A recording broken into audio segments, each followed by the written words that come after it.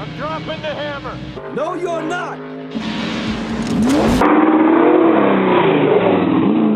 Hey, what's up, guys? My name is Kleven. I drive a 75 Monte Carlo. I'm from Jefferson, Wisconsin. I'm going to be the new face of the SCCR this year. So you are going to be seeing a lot of me. You're going to be seeing a lot of the land yacht here. This is a 75 Monte. It's, from the outside, I would say that it looks pretty stock. I kept a lot of the original body, but underneath I basically gutted it. It's got a 400 horse small block, Ford 9-inch floater, turbo 350, and then race car exhaust and some coilovers that I made myself. I built this car on like no money, so basically whatever I had laying around, and whatever money I spent on tubing and small odds and ends. Like, my favorite part of this car is that it doesn't look like it belongs, and it hurts people's feelings when I'm faster than they are in their fancy cars.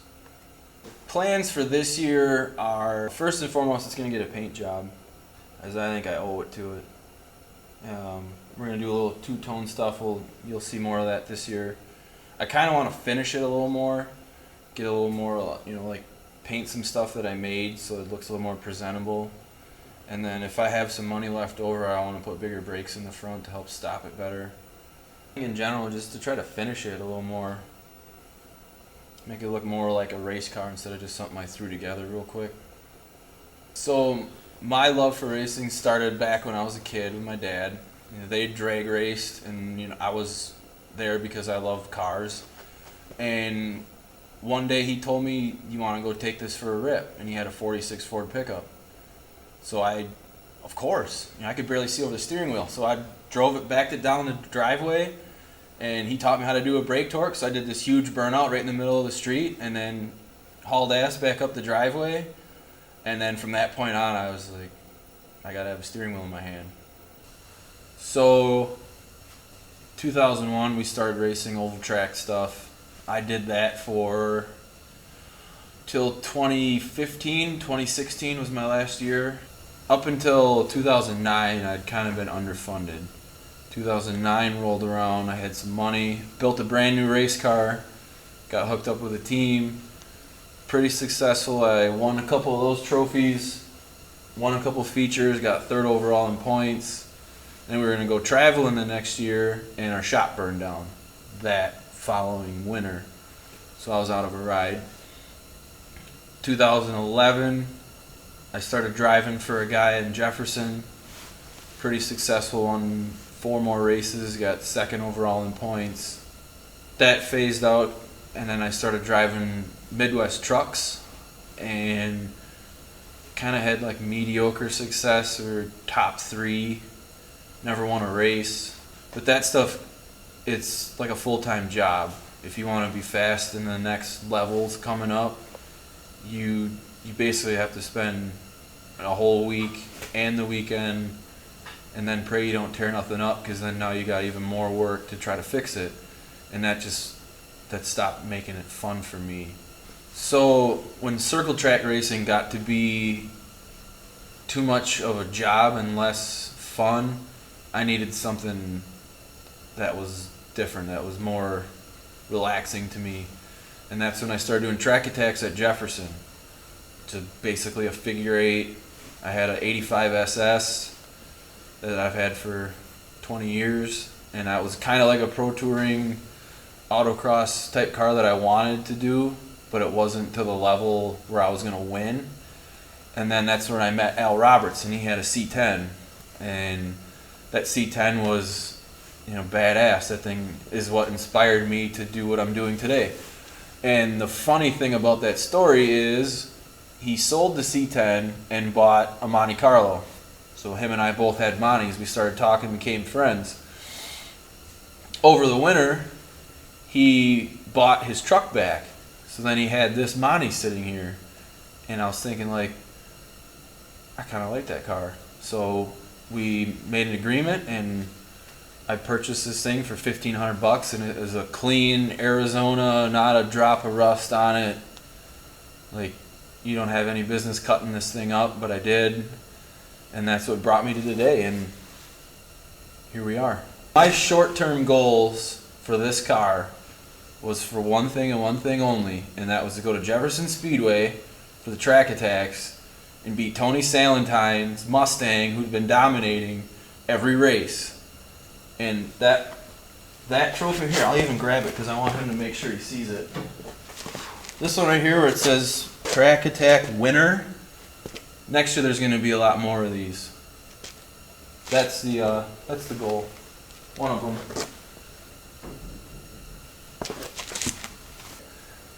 My long-term goals for this car, first would be that I want to win a championship. Just because I think beating Nate would be pretty sweet. I'm gonna call him out on this one too. He's got a lot more car than me, so I think if I beat him, it'd be kind of funny. We don't have to say that. My long-term goals for this car is to win a championship on one of the parking lot autocross series, and then I want to try running a bigger track like a Blackhawk Farms or something like that, just to stretch its legs, see what it can do, find its weaknesses. And then the loftiest goal of them all is to race in the Optima Street Car. My family has been really supportive of all of the racing that I've been doing over the years, and then with this stuff, we just had a baby and she's now 1. So that kind of brings in a little bit more of how much money I can spend racing, and my wife's been really supportive of me building the car and then going to the races as much as I can. So I couldn't do it without my wife, Hannah. And we have 2 little girls, Finley and Evelyn, and eventually, for me, I'd like to see them kind of carry the torch, and if it's not in the cards for them, it's not, but I think it would be cool to see my girls race.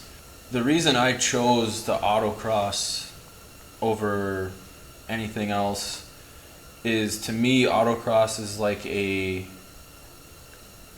proving ground for not only your car but your driving skill, and it's on a track that is forgiving, because if you make a mistake, you're not hitting a wall, you're just going to hit a cone. When you show up with something like this, a lot of people will ask, why this car? How are you going to even make it go around the racetrack? So a lot of people take pride in their work, and I take pride in both my abilities and something. I built this whole car with my bare hands, and I've gone out and I've won a few races and I've been competitive. And then the autocross community in general are a lot of really cool people, and they're always willing to help. And you get competitive, and there's people that are overly competitive, but that's with anything.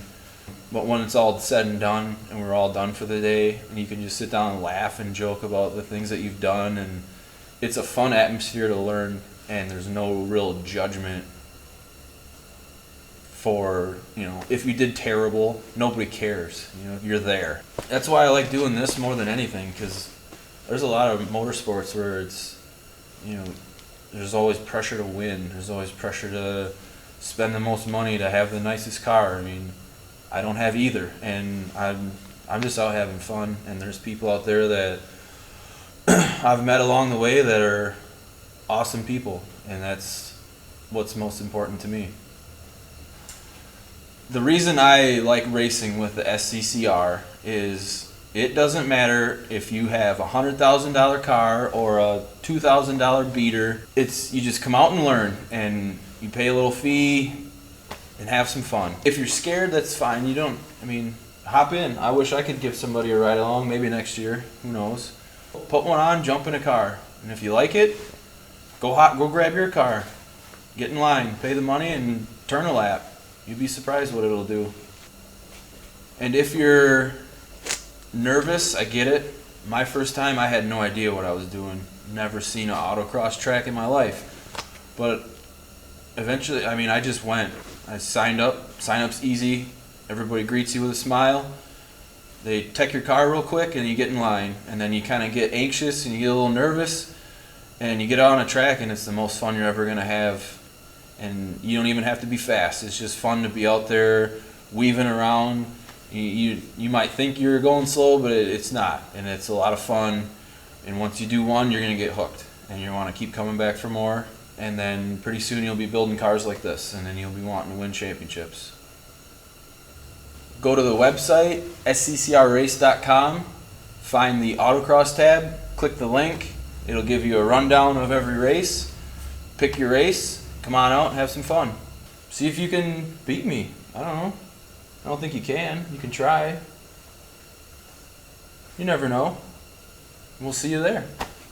Click the link below for Facebook and Instagram. Smash the sub button. Check out the links below in the description for Facebook and Instagram. Smash it. Smash that. Break your computer clicking the subscribe button. There you go. I'll see you soon. You're not going to miss this car because it's probably the loudest one on the track. By far, I would say. Next to Nate's. Nate's is probably the coolest sounding.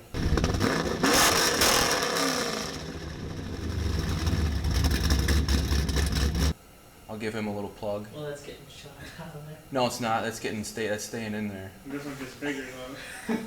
This one's a little bit bigger, but that's alright. We should take some measurements. It's 5-inch. 5 inch? Oh, you mean measurements of what?